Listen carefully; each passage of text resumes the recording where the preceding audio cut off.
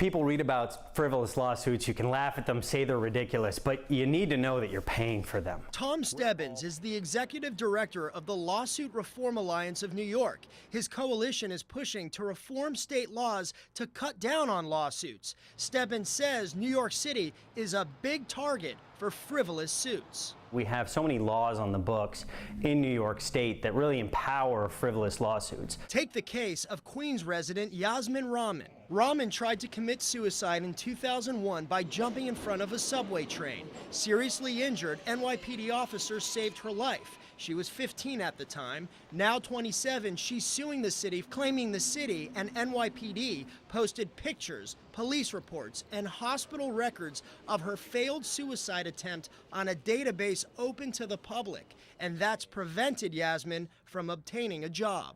When the HR looks me up to see whether I'm a good candidate for the position, they use that as a means to say that I'm not a good fit. Rahman's lawyer, Andrew Shotkin, did have this to say about the $7 million price tag they're suing for. I put a large figure in because if I put a small figure in, I only get that small amount.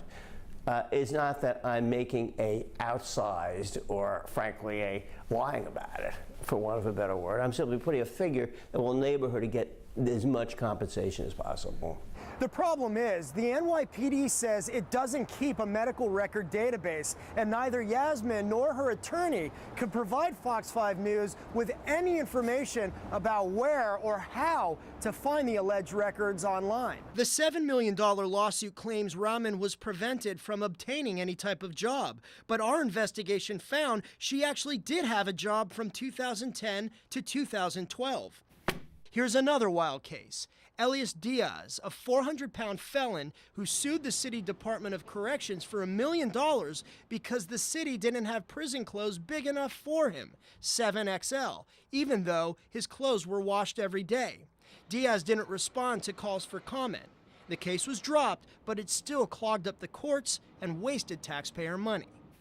The list of cases goes on. A 220-pound former college football player is suing the city, saying he was beat up by his 50-pound first-grade student.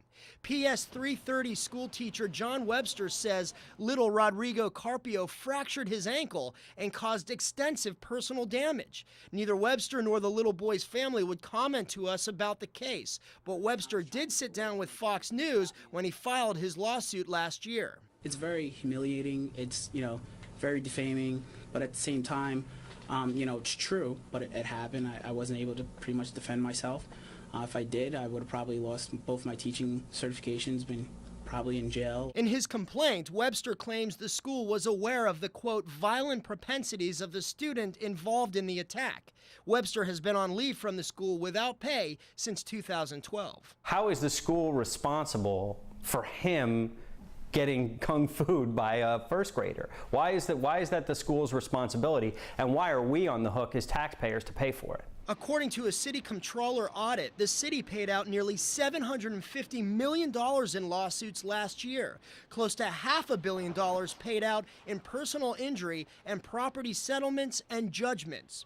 So, can anything be done to cut back on these lawsuits? City officials have begun fighting rather than settling many of them. New York City Corporation Counsel Michael A. Cardoza wrote us that some plaintiffs may see New York as a deep pocket and try to take advantage of the legal system. But make no mistake, if a case is frivolous, the city will protect public dollars by contesting it aggressively. Every city has nutty people, but not every city pays $700 million for lawsuits every year. Still, it takes time, energy, and taxpayer money to lawyer up and fight frivolous lawsuits. John Huddy, Fox 5 News.